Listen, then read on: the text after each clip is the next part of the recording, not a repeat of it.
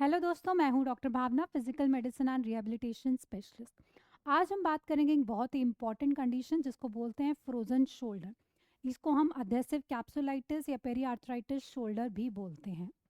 Shoulder कैसा दिखता है, कंधे का जोड़ होता कैसे है, कैसे ये बनता है? ये एक ball and socket type of joint है। इसके अंदर होती है 3 बोन्स जो मिलके ये जॉइंट बनाती है। सबसे पहले आप देखेंगे ये रिब केज के पीछे जो बोन होती है इसको बोलते हैं स्कैपुला बोन। फिर एक ये हाथ की हड्डी होती है और एक ये कॉलर बोन जिसको क्लैविकल बोलते हैं। ये तीनों बोन्स आपस में मिलके बनाती है शोल्डर जॉइंट। शोल्डर एक बॉल एंड सॉकेट, मतलब ये एक बॉल की शेप में, और ये स्कैपुला ये बनाता है सॉकेट टाइप। तो सॉकेट और बॉल आपस में फिक्स होके ये जॉइंट बनाते हैं। बट आप देखेंगे ये सॉकेट बहुत ही छोटा स्पेस होता है और ये बॉल का शेप बहुत बड़ा होता है। तो एक छोटी सी जगह में एक बड़ा सा बॉल ऐसे है तो बहुत ही अनस्टेबल जॉइंट है। इसको स्टेबिलिटी देने के लिए इसमें मूवमेंट होगी तो इधर उधर ना भागे, उसको स्टेबिलिटी के लिए इसके अराउंड होता है कैप्सूल। कैप्सूल एक स्ट्रक्चर है, शीट जैसा स्ट्रक्चर है जो इन बोन्स को आपस में जोड़ के पकड़ के रखता है। ये है कैप्सूल जो आप देख रहे हैं अराउंड द जॉइंट। ये जॉइंट है, हाथ की हड्डी, स्कैपुला और क्लाविकल, ये आपस में मिलके, और इसके अराउंड ये पूरा कैप्सूल होता है जो इसको आपस में जोड़ के रखता है। जो पेरी आर्थराइटिस शोल्डर या फ्रोजन शोल्डर कंडीशन है उसमें इस कैप्सूल की ही दिक्कत होती है। इस कैप्सूल में टाइटनेस आती है जिसके कारण अकड़न महसूस होती है। अब आप देखें, आपने देखा सबसे पहले हड्डियां, बोन्स है, बोन्स के ऊपर होती है कैप्सूल और कैप्सूल के ऊपर होती हैं ये मसल्स, मांसपेशियां, और मसल्स के अराउंड होती हैं नर्व्स, नसें और ब्लड वेसल्स, ब्लड जो कि ब्लड का सप्लाई पहुंचता है मसल्स को, जॉइंट्स को। तो ये पूरा स्ट्रक्चर है शोल्डर जॉइंट का। अब फ्रोजन शोल्डर में क्या होता है, मैंने अभी बताया कि कैप्सूल में दिक्कत होती है। ना ही हड्डी में दिक्कत होगी, ना ही मांसपेशियों में दिक्कत होगी, ना नस की दिक्कत है।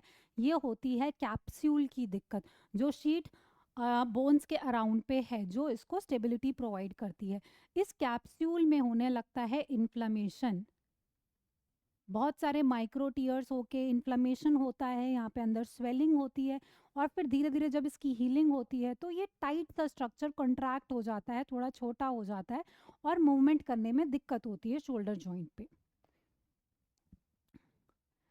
पेशेंट कैसे प्रेजेंट करता है? पेशेंट आता है पेन के साथ, पेन हो रहा है उसको कंधे के जोड़ में, मूवमेंट करने में दिक्कत है, हाथ उठाने में, घुमाने में, आगे लाने में, ये सब चीज़ों में दिक्कत होती है, अकड़न महसूस होती है।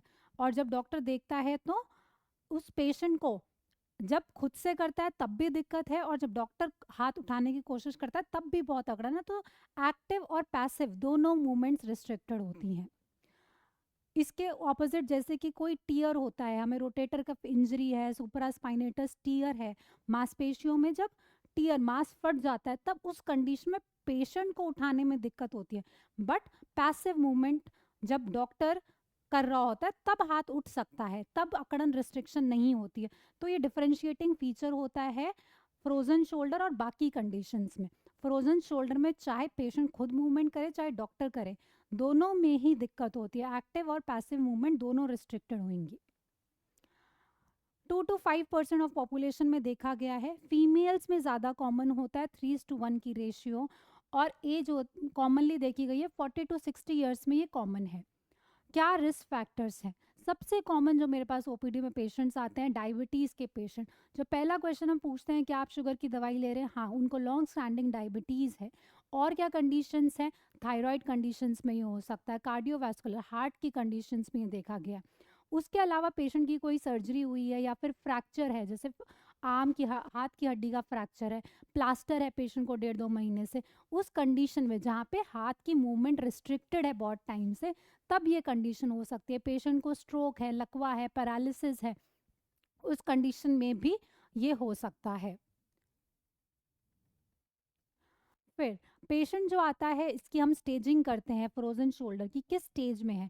इनिशियली जब शुरुआत में, शुरू के 1 से 3 महीने में सबसे ज़्यादा पेनफुल कंडीशन होती है, उसको प्री फ्रीजिंग स्टेज बोलते हैं। इन्फ्लामेशन सबसे ज़्यादा होता है, सबसे ज़्यादा होता है रिमार्केबल पेन पहले शुरू में।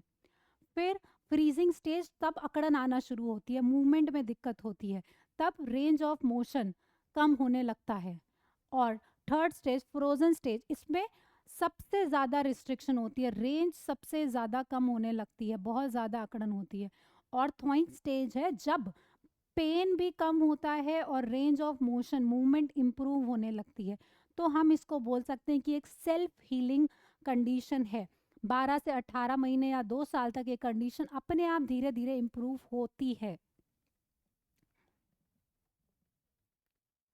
अब डॉक्टर पे आप जाते हैं, ये क्लिनिकल कंडीशन है, इसके अंदर पेन और स्टिफनेस होता है, बोन्स में कोई दिक्कत नहीं है, इसलिए हम एक्सरे बिल्कुल नॉर्मल आएगा। तो एक्सरे हम देखने के लिए कराते हैं, ये देखने के लिए कराते हैं कि और कोई कंडीशन तो नहीं है ना, ऑस्टियोआर्थराइटिस ना हो, बोन का और कोई फ्रैक्चर ना हो, और कोई कंडीशन रूल आउट करने के लिए एक्सरे।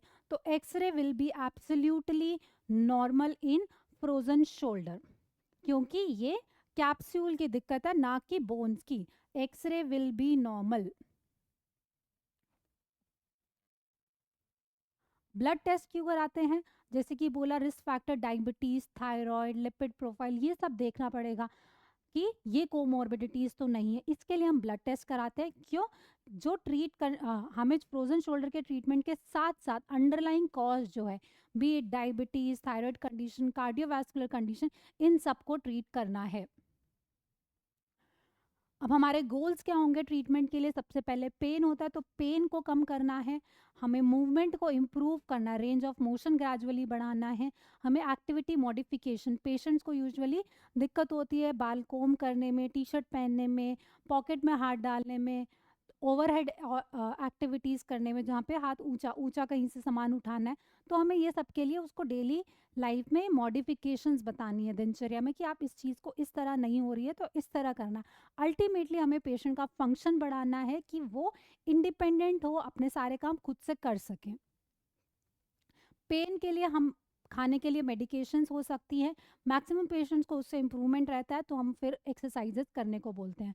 अगर उसमें खाली मेडिकेशन से इम्प्रूवमेंट नहीं है तो हम इंट्रा आर्टिकुलर इंजेक्शंस प्रेफर करते हैं, स्टीरॉयड इंजेक्शंस लगते हैं, स्टीरॉयड इंजेक्शंस शोल्डर जॉइंट के अंदर। उससे क्या है, पेन में आपको इम्प्रूवमेंट मिलेगा। हम मैक्सिमम 1 साल में 3 इंजेक्शंस तक पेशेंट को लगा सकते हैं, बट पेशेंट को यूजुअली 1 या 2 इंजेक्शन से काफ़ी इम्प्रूवमेंट रहता है और वो एक्सरसाइजेस कर पाते हैं और ये कंडीशन इम्प्रूवमेंट हो जाती है। Exercises, pendulum exercises shoulder joint की मूवमेंट बढ़ाने के लिए, फिर कैप्सूल की स्ट्रेचिंग एक्सरसाइजेस होती है, ये सब आपको कोई भी फिजियोथेरेपी की वीडियो से आपको मिल जाएंगी। बट एक्सरसाइजेस बहुत ज़रूरी है, आप कंटिन्यूसली कंसिस्टेंटली रिजीम फॉलो करें, ग्रेजुअली आपका रेंज ऑफ मोशन इम्प्रूव होना चाहिए। हम जो आपको मेडिकेशंस और ये सब दे रहे हैं, ये पेन को कंट्रोल करने के लिए। पेन जब कंट्रोल होगा तभी आप अच्छे से एक्सरसाइजेस कर पाएंगे। अगर पेन इंप्रूवमेंट है, इसका मतलब ये नहीं है कि आप एक्टिविटीज़ करें ही नहीं, आप एक्सरसाइजेस करें ही नहीं। Exercises plus medications are very important for this condition. जब आपको पेन में इम्प्रूवमेंट रहेगा, मोशन इम्प्रूव हो जाएगा, मूवमेंट इम्प्रूव हो जाएगा, तो और ये एक्सरसाइजेस के बाद कैप्सुलर स्ट्रेचिंग और पेंडुलम एक्सरसाइजेस के बाद में आपको स्ट्रेंथनिंग एक्सरसाइजेस, स्कैपुला का स्टेबिलिटी एक्सरसाइजेस ये भी करनी है। लास्ट में अगर ये सब करके आपको इम्प्रूवमेंट नहीं है, ना पेन में इम्प्रूवमेंट है, और जब पेन में इम्प्रूवमेंट नहीं है तो आप एक्सरसाइजेस भी नहीं कर पा रहे होंगे, तो इम्प्रूवमेंट ना होने के कारण फिर हम दे सकते हैं नर्व ब्लॉक। ये जो नर्व है जो इस शोल्डर में पेन करा रही है वो होती है सुप्रा स्कैपुलर नर्व। तो हम सुप्रा स्कैपुलर नर्व को ही ब्लॉक कर सकते हैं ताकि पेन जनरेट हो ही नहीं। अब इसको हम, ये नर्व है सुप्रा स्कैपुलर, इस नर्व को हम इंजेक्शन से कर सकते हैं ब्लॉक, या फिर हम रेडियो फ्रीक्वेंसी अब्लेशन, जिसको आरएफए बोलते हैं, इसमें हम हीट को यूज़ करते हैं नर्व को जलाने के लिए एक पॉइंट में, ताकि वो पेन को कंडक्ट ही ना करे, पेन हो नहीं। ये यूएस गाइडेड प्रोसीजर होता है, अल्ट्रासाउंड की गाइडेंस से हम नर्व को ट्रेस करते हैं और अकॉर्डिंगली हमें इंजेक्शन या आरएफए हम देते हैं। तो आप समझ पाए हैं कि फ्रोजन शोल्डर क्या कंडीशन है, कैसे इसके लक्षण हैं और इसके इम्प्रूवमेंट के लिए आपको क्या क्या करना है। और कुछ जानकारी चाहिए तो आप कमेंट कर सकते हैं। वीडियो को लाइक करिए, चैनल को सब्सक्राइब कीजिए। Thank you so much.